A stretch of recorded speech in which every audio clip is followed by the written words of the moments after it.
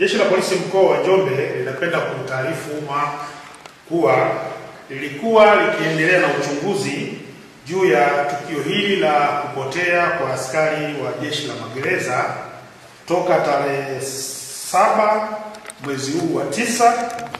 2025. Askari huyu kwa mara ya mwisho alionekana akiwa na askari mwenzake ambaye amefahamika kwa jina la namba C 916 Wada Elasto Nobert Mlelwa katika siku hiyo ya tarehe 7 mwezi wa 9, na walielekea eneo moja linaloitwa Lilonde huko mkoani Ruvuma kwa ajili ya kuangalia mashamba. Baada ya hapo askari huyu hakuweza kuonekana hadi pale Jeshi la Polisi lilipoanzisha uchunguzi wa kina chini ya makachero waliobobea na kuweza kumpata huyu askari Wada Elasto Nobert Mlelwa ambaye alikuwa naye, na katika mahojiano hayo na pamoja na kufika eneo ambapo walikuwa wamekwenda kwa ajili ya kuangalia shamba, vile vile alipatikana mtu mwingine ambaye amefahamika kwa jina la Brighton Juma Mtalika. Huyu ni mwananchi, ni mkulima na miaka 15, lakini ni mkazi wa Lilondo huko Ruvuma. Katika mahojiano watumia hao wawili waliweza kuonesha mwili mahali ulipo, na hapo ndo alipopatikana huyu askari namba C 681 Wada Dikraki Losheni Mwamakula akiwa na jeraha kubwa eneo la kisogoni, lakini mwili wake ukiwa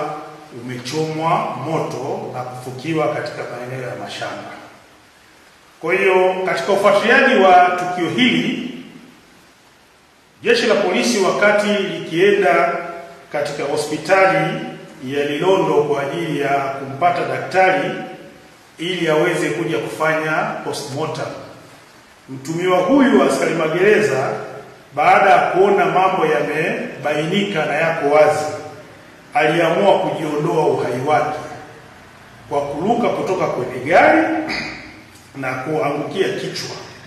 huko Lilondo, na alipofikishwa katika hospitali ya Lilondo tayari alikuwa amepoteza maisha. Chanzo au kiini cha tukio hili ambalo ni la kusikitisha ni wivu tu wa kazini, kwamba huyu marehemu Wada Diklaka alikuwa anaonekana kupendwa kazini kutokana na utendaji wake mwema wa kazi, na tulitarajia kwamba atalitumikia taifa hili kwa weledi wake alionao. Lakini huyu mwenzake ambaye ni Wada Elasto Nobert, yeye amemwonea wivu na amekuwa akimtuhumu kwamba anapendwa na viongozi kwa sababu ana waloga baadhi ya watumishi, ndio maana yeye anapendwa. Kwa hiyo mwili wa marehemu Diklaka umeletwa katika hospitali ya Kibena hapa Njombe kwa ajili ya taratibu zingine za mazishi, lakini mwili wa huyu ambaye ameamua kujiondoa uhai wake, Brighton Juma Mtalika,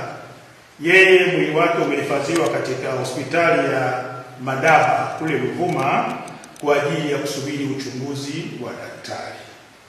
Uzuri, wakati tukio hili likiwa linatokea la bwana Wada Elasto Nobert kujiondoa uhai wake, Jeshi la Polisi lilitumia weledi mkubwa. Wakati wanafanya uchunguzi, walikuwa pamoja na askari wengine wa magereza ambao walishuhudia tukio hili la kustaajabisha la mtu kujiondoa uhai baada ya kubainika ametenda kosa katika hali ambayo ni ya kinyama na isiyokubalika. Tunatoa sasa wito kama Jeshi la Polisi mkoa wa Njombe kwa watu ambao ni watumishi wa serikali. Weledi wa mtu ndio unaomsababisha mtu aweze kupata vyeo au madaraka, na sio kutegemea imani za kishirikina. Kwa hiyo tunawaomba watumishi wa serikali katika mkoa wetu wa Njombe wafanye kazi zao kwa weledi, na wao husia sana waondokane na imani za kishirikina ambazo zinapelekea mtu kufanya matukio ambayo yanakuwa hayaleti sura nzuri kwa wanadamu.